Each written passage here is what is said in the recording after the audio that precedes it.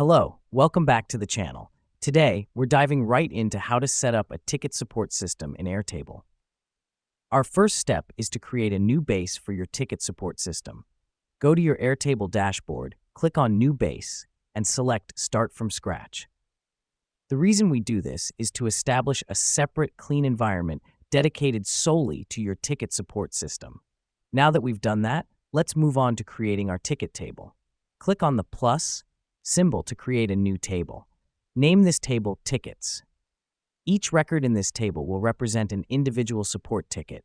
This helps us because it allows us to track and manage each ticket separately. Next up, we're going to create fields for our tickets. Basic fields you might want to create include ticket ID, date submitted, customer name, issue, and status.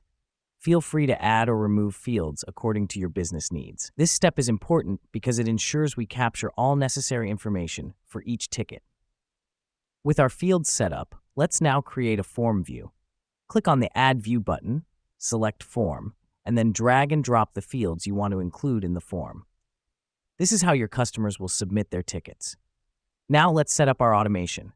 Click on the Automations tab, then plus New Automation. Name it New Ticket Notification. The trigger will be when a record is created, and the action will be Send an email. Customize the email to be sent to your support team whenever a new ticket is submitted. The reason we set this up is to ensure your team is immediately alerted whenever a new support request comes in. And just like that, you've set up a ticket support system in Airtable. It's an efficient way to manage customer support tickets and ensure none falls through the cracks. Remember, each step we took today is customizable to fit your company's unique needs. So don't shy away from making this system your own. That wraps up our tutorial for today. Thanks for watching, and we'll see you in the next video.